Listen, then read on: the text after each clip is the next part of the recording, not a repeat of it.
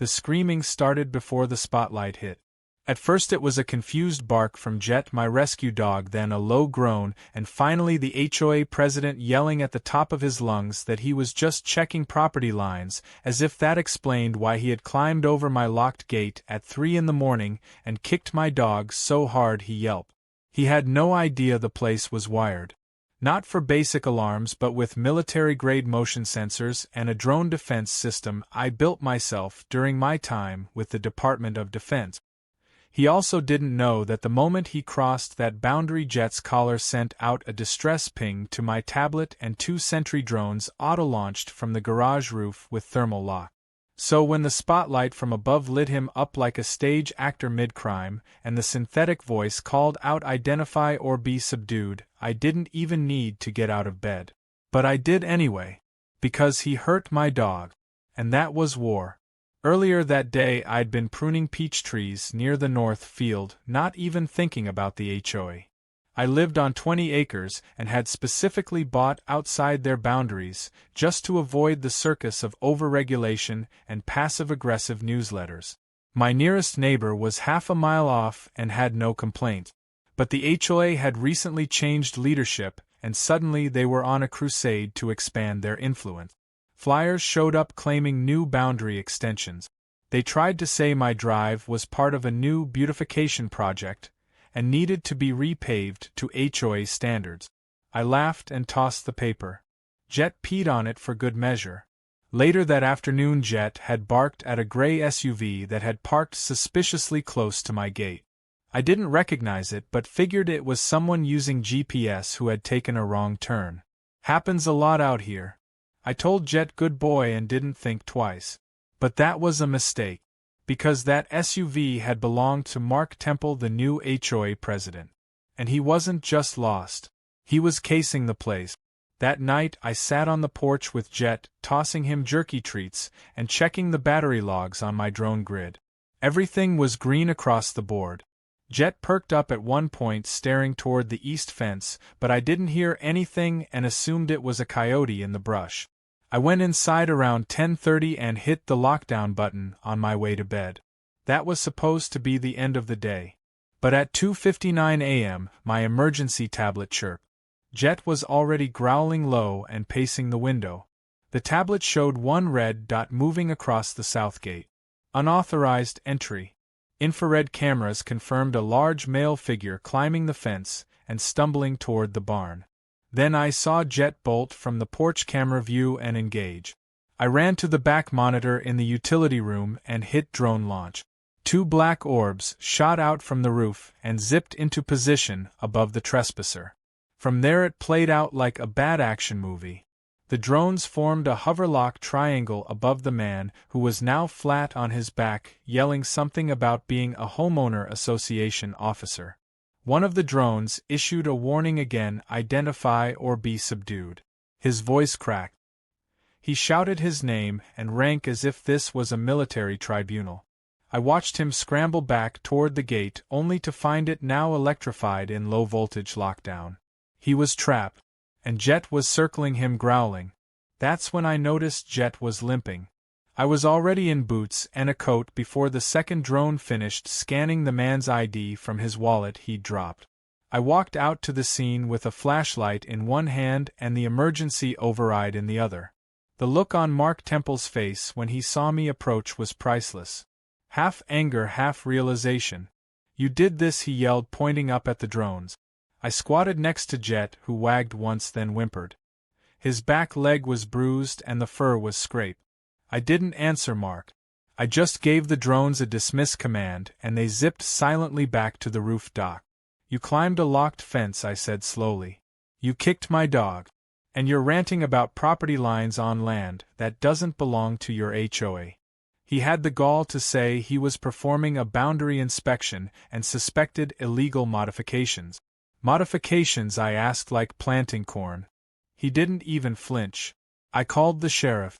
By the time Deputy Vance arrived with 2 patrol trucks in tow, the sun was starting to peek over the trees and Mark was sitting in a lawn chair under porch light huffing about civil rights. I gave Vance the footage. All of it. The gate climb, the dog kick, the rambling about HOA expansion. He watched it quietly, then said, "I'm gonna need a copy of this for the report." Mark tried to interrupt, claiming harassment, but Vance shut him down fast. "You trespassed on private land, not covered under your association's legal charter.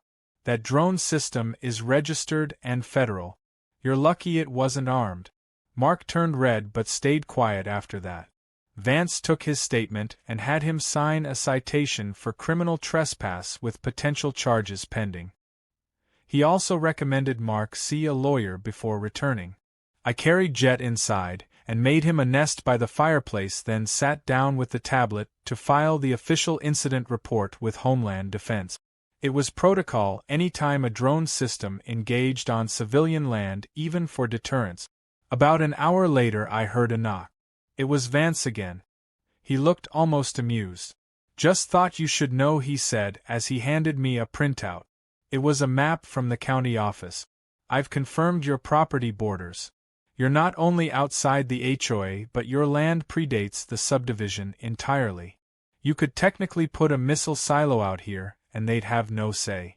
I laughed. "Good to know." Jet wagged his tail from the rug. By that evening the story had already spread. Apparently Mark went home and told the HOA board he'd been attacked by airborne weapons, and that his civic duty was met with military resistance. The board tried to hold an emergency meeting to discuss legal options, but most of the members were too spooked to show up. I had done nothing wrong. I had only protected my land and my dog. And I had the receipts to prove it. But I also knew Mark Temple wasn't done. People like him never back off after one defeat. They regroup. They plan. And they try again. So before bed that night I updated the drone firmware, added a few new response protocols, and patched in a live alert feed to my Watt. Jet curled up beside the bed, already snoring. Let them try again. The sky's watching now.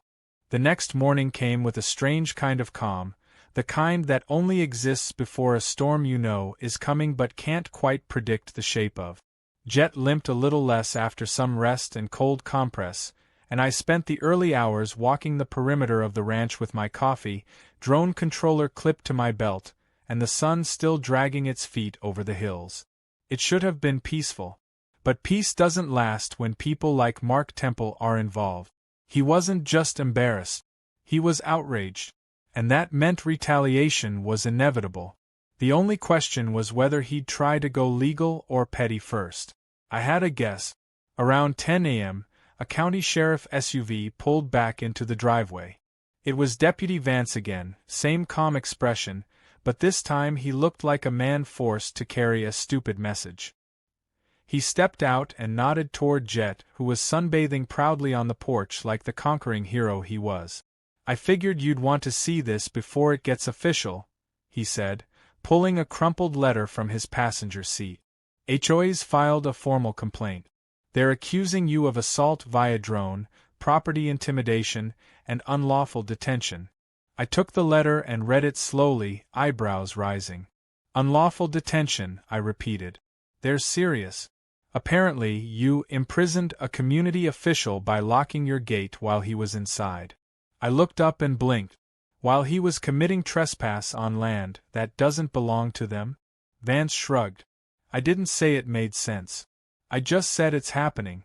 I invited him in for coffee while we ran through the legality of the situation. He told me the county prosecutor wouldn't take the case seriously without pressure from higher up, but the HOA had already sent a copy of their complaint to their lawyer and were talking about civil suits. I offered to send over all the drone registration documents, time-stamped footage, and land survey reports I had in digital format. Vance smiled like he knew what was coming. "I already told them your system is legal and the drones never used force. They just freaked him out." Which, I'll be honest, was fun to watch. As soon as he left, I checked my email and sure enough there it was. A message from some firm representing the Willow Estates HOA, written in fancy serif font with enough legal jargon to make a congressman blink. They requested that I dismantle my drone system, cease all surveillance activities, and apologize in writing to the board for creating an environment of fear and hostility. I laughed so hard Jet barked at me. I replied with one sentence.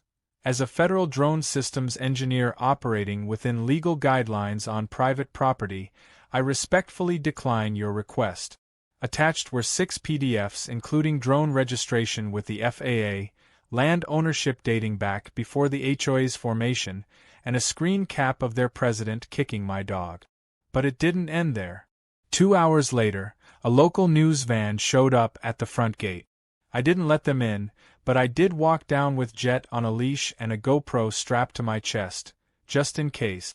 The reporter was chipper, smiling through layers of lip gloss and clearly eager to catch a crazy rancher with flying weapons soundbite. She introduced herself, asked about the recent drone incident, and wondered if I had a comment for the community. I told her calmly that I built the defense system under a federal innovation grant for rural emergency deterrence, that it had never harmed a human, and that it only triggered due to a forced fence entry. She seemed disappointed there wasn't a bunker full of nukes behind me. I made sure to point her toward the county records if she wanted proof of HOA overreach. Jet wagged on cue and I called it a wrap. That evening, as the sun dipped low, I got a call from someone I hadn't heard from in years. Lieutenant Colonel Rivera. He was my former commanding officer during the early development of the DPT program, Drone Perimeter Tracking, a military initiative I'd helped pilot years ago. I heard your toys are making the news again, he said, half amused, half curious. I filled him in, ending with how they were now trying to use legal intimidation to force me to dismantle my own systems. He chuckled and said, "You ever feel like America's become allergic to self-reliance?" I didn't argue. Then his tone changed. "Listen, I'm going to forward your situation to a contact in the Department of Homeland Security. Not because I think you're in trouble. Quite the opposite. If they're using those drones for potential wildfire surveillance, it might fall under critical infrastructure. They'd love to shut that HOA down for tampering with it." That was the moment everything shifted. Because I realized then that Mark and his HOA buddies hadn't just trespassed or hurt my dog or sent lawyers. They'd poked a federal bear. 2 days passed without incident. I spent them quietly upgrading my control protocols, adding a few new low-frequency sound deterrents just for fun. Jet got a custom vest in the mail from an old buddy in my military unit. It said security consultant and had little Velcro pouches for a GPS tag and snack. He wore it proudly. But then came the next wave. Mark had apparently convinced a few board members to escalate things by filing an official report with the county zoning office claiming I was operating an unlicensed aerial surveillance grid in a residential adjacent zone. What they didn't know was that I'd already filed the exact zoning waiver last year in cooperation with a state disaster preparedness pilot program. Not only was it licensed, it was part of the county's emergency response backup system, which meant tampering with it was no longer a civil issue. It was a state-level offense. I emailed the zoning office, attached all my documentation, and included the HOA's official letter claiming intent to interfere. By that evening, someone from the governor's office had called me directly. "We'd like to visit the site," they said, quietly, "just to understand the scope of your system." I said of course. "Come at dawn. The drones like to say good morning." And just like that, my quiet ranch became the eye of a legal hurricane. Jet didn't care. He spent most afternoons chewing on a deer antler and watching bird. But I knew things were heating up. The final straw that week came when I received an envelope in my mailbox without postage. Inside was a handwritten note in all caps that read, "You think you're smart, but we'll take your land. No drones can stop what's coming." It wasn't signed. It didn't need to be. The HOA board was losing their grip. And desperate people do desperate things. I scanned it, logged the location and time, and forwarded it to the sheriff's office and Homeland Security. Then I went to the garage, checked the launch system, and enabled auto-tracking. I also added a new drone to the fleet, a little beast named Whisper that could fly silently at night and record audio from 200 yards. Jet was resting by the fire that night, head on my boot, eyes half shut but ears twitching. I reached down and gave him a pat. "Let them come again," I whispered. "This time we'll be waiting in the dark." The first sign something was off came when my backup server suddenly lost connection at exactly 3 a.m., the same time Mark had originally trespassed. It wasn't just a random hiccup in Wi-Fi. The entire data feed from the South Sector drones went dark, which had never happened since the system was installed. I got up, tapped the control screen, and watched as the signal bars blinked out like falling stars. It wasn't just a glitch. Someone had jammed the network. I toggled the emergency reboot, but nothing came back online in that zone. Then Jet growled. Not his alert bark this time, but the deep, guttural rumble that said something was moving on the property. I stepped out with my flashlight and my backup tablet loaded with the local infrared map. The thermal view showed 3 bodies just inside the east field perimeter, crouched low and not moving. I didn't need to guess. They weren't wild animals. They were people. I tapped the screen and activated Whisper, the silent drone. It launched from the roof without a sound and soared over the east quadrant. I redirected the feed to a secondary channel and tilted the microphone toward the figures. Then I heard the voice. "They're over there," one whispered. "Cut the wire, then hit the switch. Don't touch the box, it's grounded." Just like the blueprint said. The blueprint. I narrowed my eyes. That meant someone had gotten access to the drone grid diagram. That diagram wasn't public. Only 2 places had full access to it: my secure server and the backup I'd shared with the county emergency services. I made a mental note to track that leak later, but for now I needed to deal with the live intrusion. Jet was ready to lunge, but I gave a low signal and he stayed back. I didn't want him hurt again. I adjusted the drone altitude and switched the speaker to whisper mode. A high-pitched hum began to emit above the intruders, barely audible but intensely disorienting. One of the men clutched his head and dropped to one knee. Another shouted something I couldn't make out. The third scrambled for the fence, yelling, "We're not getting paid enough for this." I turned on the porch floodlight and made sure the camera feed recorded every second. The figures bolted, tripping over each other as they fled toward the road where an old white van waited. The van peeled off in a panic, and my driveway camera caught the plate. I ran a plate check through a private investigation service I had access to through my defense contract. The van was registered to a defunct landscaping business owned by someone named Randall Booker. A quick search revealed he had been paid last year by none other than Willow Estates HOA for community cleanup services. My hands tightened around the tablet. It wasn't just Mark anymore. He'd roped in outside help, probably off-the-books contractors who didn't ask questions. But now they had evidence against them. Not just camera footage, audio, vehicle tags, and active interference with a federal emergency drone system. This wasn't petty anymore. This was criminal. By morning I'd already filed a full report with Homeland Security and forwarded copies to the county prosecutor and Deputy Vance. Within hours I received a call from a man who introduced himself as Agent Milton from DHS Critical Infrastructure Division. He asked if I'd be willing to grant an in-person inspection of the site. I told him I'd be happy to, as long as he didn't mind an enthusiastic German shepherd shadowing us the whole time. Milton arrived 2 days later in a black SUV with diplomatic plates. He was calm, polite, but all business. We walked the perimeter, reviewed the drone schematics, and I showed him the jamming attempt as well as the footage of the 3 men sneaking in. He took notes without emotion. Then he said the words I'd been waiting to hear. "You may not realize this, but your system now qualifies as Tier 3 critical infrastructure. Anyone who interferes with it could be prosecuted under federal law. That includes HOAs, contractors, and anyone else involved." I nodded slowly. "That's what I was hoping you'd say." That afternoon, I watched from the porch as 2 unmarked sedans and a DHS vehicle parked outside the Willow Estates HOA office. A team of agents in suits and tactical gear stepped out and calmly entered the building. It didn't make the evening news. They weren't there for drama. They were there to audit, and what they found sent the HOA into a tailspin. Turns out Mark had been diverting HOA funds into private contractors for security testing, which included hiring Booker's crew. None of it had been authorized through legal HOA protocol. They also found falsified complaints filed with the zoning office, complete with forged resident signatures. It was a house of cards, and every drone in my arsenal had captured the wind that brought it down.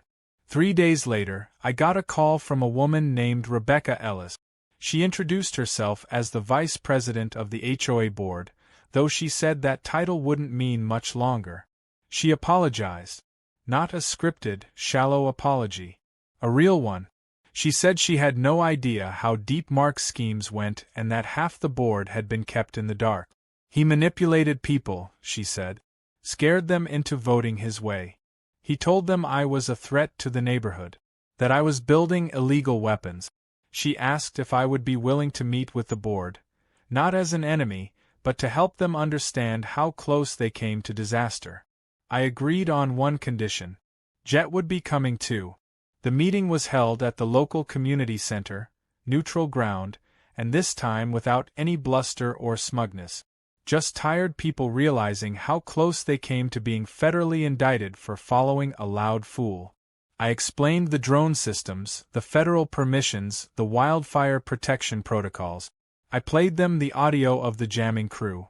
When it ended, nobody said a word for a solid minute. Then Rebecca cleared her throat and said, I think I speak for everyone when I say, we're sorry. That should have been the end of it.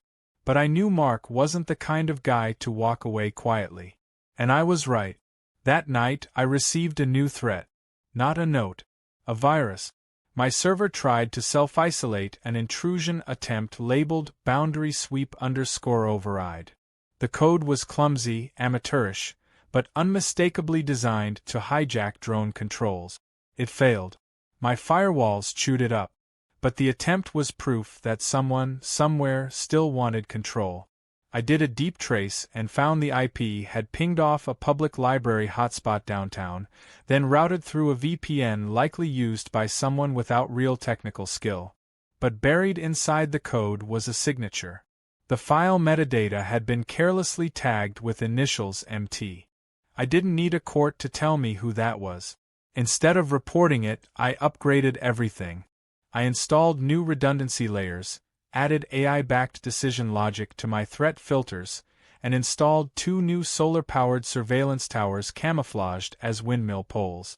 Jet got a new tracker collar with biometric sensors. He loved it, especially the snack dispenser. It was 2 weeks after the DHS audit that the real unraveling began. The board tried to distance themselves, officially removing Mark Temple as HOA president and voting in a temporary committee to stabilize the chaos he left behind. But the truth had already made its rounds, both in official circles and online, where a leaked clip of the drone footage, specifically the part where Mark screamed about performing a civic duty while surrounded by aerial surveillance, went viral on social media. It wasn't just embarrassing. It was a public relations catastrophe.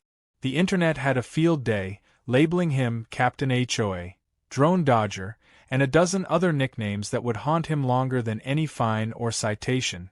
Meanwhile, the people of Willow Estates were growing more and more vocal. Some wanted the entire HOA dissolved. Others wanted criminal charges. And a few, those who'd been silenced by Mark for years, finally began sharing their own horror stories. I watched all this from a distance, drinking my coffee from the same porch Jet had claimed as his royal platform. He was healing well. His limp was nearly gone. Every now and then, he'd glance at the sky when the drones flew by, like he knew they were on his side now. I spent the quiet mornings fine-tuning the new security protocols, calibrating the AI on facial recognition, and programming voice alerts tailored for specific people.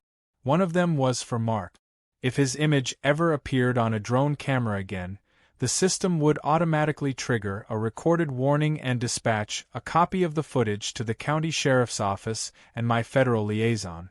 I wasn't taking any more chances. But then something strange happened. I got a letter. Not an email or a printed legal threat, but an actual handwritten envelope left in my mailbox. No postage, just slid in there quietly. The handwriting was neat, almost formal, and the paper thick like it belonged in a wedding invitation. Inside was a single folded note. It read, "Let it go. The HOA is dead. Don't take it further. You're not untouchable." There was no signature. But I didn't need one. The arrogance was familiar. The implication wasn't even subtle. It wasn't a plea. It was a warning. I brought it inside, scanned it, and added it to the digital folder marked Threat Documentation. I also gave a copy to Agent Milton at DHS. He told me to keep records of everything and forwarded it to their behavioral analysis team. I asked him how seriously they were taking this. He said enough to have a car parked 2 miles away with tinted windows and federal plates. I hadn't even noticed it. A few nights later, I caught movement near the old irrigation channel that ran behind my barn. It was subtle, too slow to be an animal. I pinged the closest drone, which activated in silence and zeroed in. The camera showed a person dressed in full camo trying to stay low, working their way along the back fence line. I activated Whisper and kept my eyes on the feed. When the drone's microphone picked up the voice, my heart tightened. It was Mark. He was talking to someone else. A second figure emerged. Another male, heavier build, face obscured. They weren't trying to break in this time. They were planting something. The footage showed them digging near one of my solar stations and burying a small box, then covering it back up. I watched stunned. This wasn't just vandalism. It was premeditated sabotage. I sent the footage immediately to Agent Milton and activated silent lockdown across the property. The intruders finished their task and slipped away into the trees. They never saw the drones.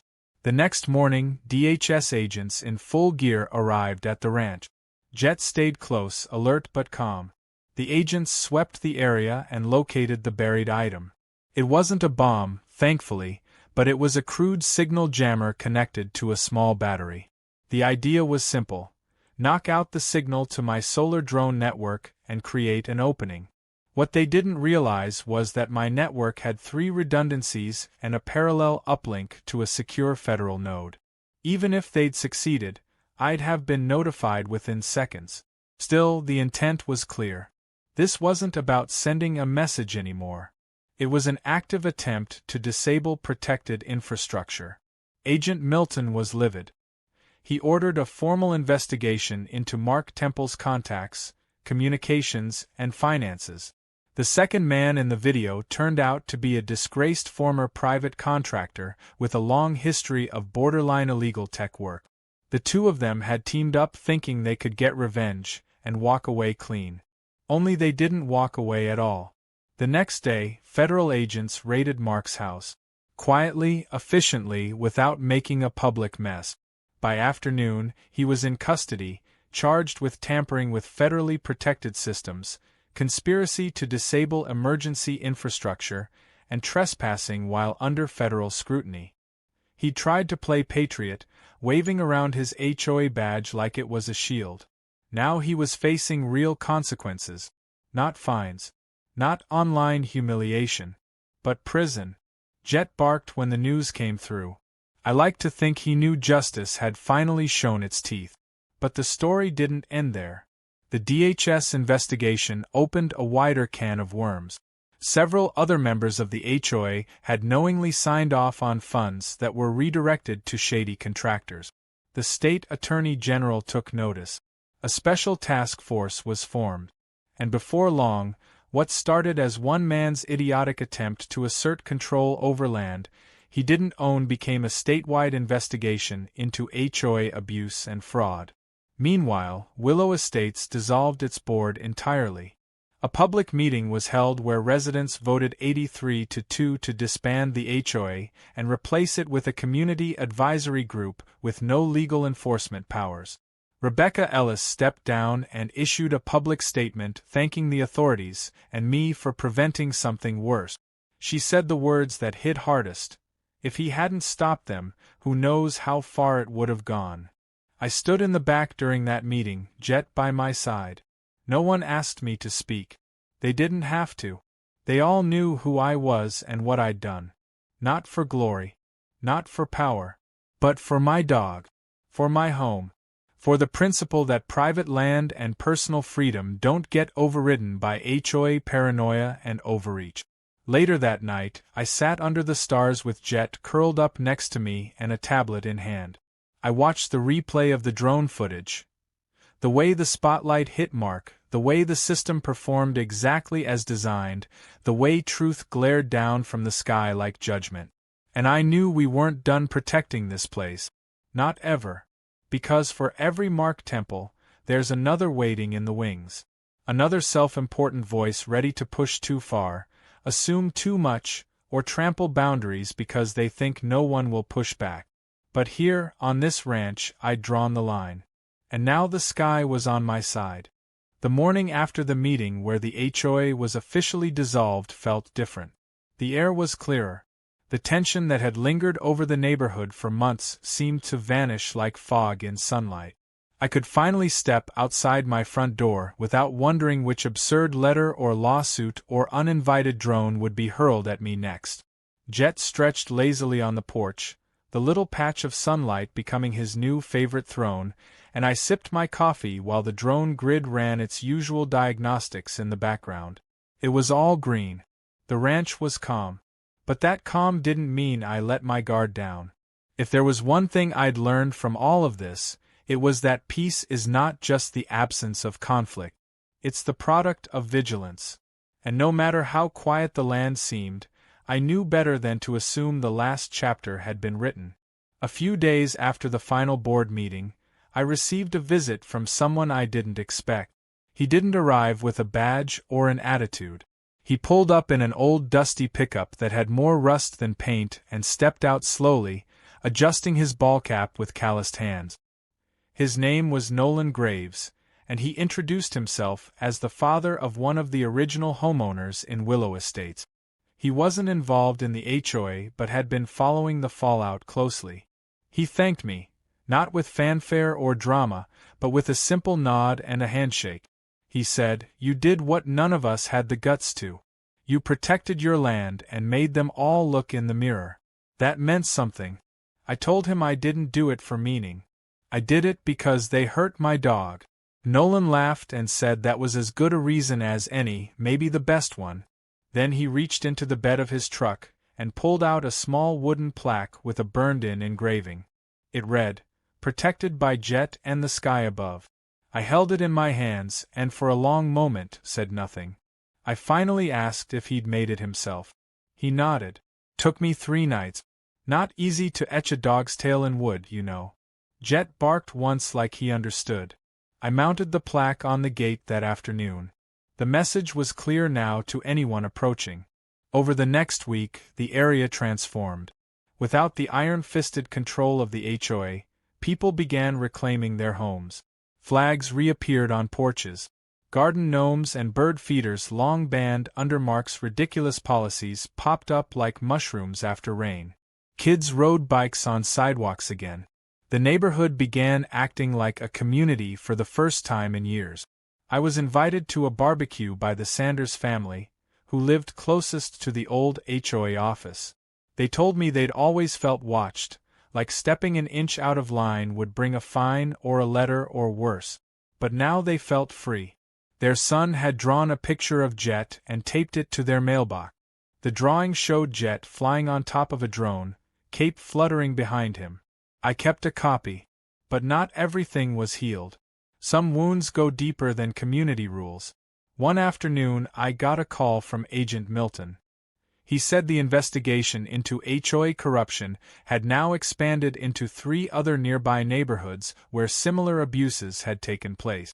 Apparently, Mark had been part of a network of self-appointed HOA leaders, trading power plays and contract schemes across counties. Milton asked if I would consider consulting on drone surveillance designed to help other communities protect infrastructure the way I had. I asked if it was paid. He laughed and said, "Of course. You've already proved the tech works better than most systems we've tested." I agreed on one condition, that Jet be given honorary clearance to accompany me to all field assessments. Milton didn't even hesitate. "We'll get him a badge," he said. But even with official doors opening and the past seemingly behind us, I wasn't prepared for the final surprise that came next. It arrived in the form of a private courier who handed me a sealed letter marked confidential. The return address was a firm I didn't recognize. Inside was a legal document, a petition. Mark Temple, currently awaiting trial, was trying to sue me from jail. His argument? That my drone system had permanently damaged his reputation, mental health, and career prospects. He claimed that I had created a weaponized surveillance state on private land and subjected him to public humiliation beyond proportion. I read it 3 times before finally laughing so hard I had to sit down. The man who had kicked my dog, broken into my property, sabotaged my systems, and tried to jam emergency drones was now playing the victim. Still, I didn't underestimate the situation. I forwarded the entire packet to my legal team and to Agent Milton, who was so amused he promised to frame the front page. My attorney responded with a counterclaim so thorough it made the original look like a kindergarten drawing. Every incident was documented, every image and sound file timestamped, and every regulation supporting my actions was cited. By the time the court reviewed both filings, the judge not only dismissed Mark's petition but added an additional note recommending psychological evaluation before any further hearings. Mark's last stunt backfired worse than any of his others. I never saw him again. Word eventually reached me that he had taken a plea deal, forfeiting his right to serve in any community leadership position and accepting a long-term probation. His name became a cautionary tale whispered between neighborhood. Nobody wanted to be the next Mark Temple. Months passed. Jet's limp faded into nothing more than a memory. The drones flew smoother, quieter, more precise than ever. I expanded the system, adding educational software to show visiting families how defense tech can work hand-in-hand with safety. I started getting visitors, college students, engineers, even law enforcement group. What started as a private defense grid had become a learning hub. But no one ever forgot why it started. At the entrance to the property, just below the wooden jet plaque, I installed a small memorial. Not for a person, but for a moment. A simple stone that read, "Here we protected the right to live free, with loyalty, vigilance, and teeth if necessary." One evening, as the sun dipped behind the hills, I sat with Jet on the porch, watching the sky shift through oranges and gold. The wind was light, the hum of solar panels soft in the background. I thought about how close things had come to disaster, about how arrogance and greed had nearly overrun a community, and how one dog, one trespass, and one unexpected drone spotlight had flipped everything upside down. I looked down at Jet, who yawned and leaned against my leg. I said, "You know, you're probably the only dog in this state who has military-grade air support." He wagged his tail once, then closed his eyes. I raised my coffee toward the stars, more grateful than ever that some lines, when drawn in the dirt, still mean something. Let the world twist itself in circles. Let the loud ones shout from their podiums. Here on this land, we had made it clear. No fake cop, no HOA tyrant, no entitled fool would ever break through again. Because this wasn't just a ranch anymore. It was a sanctuary. And it had eyes in the sky.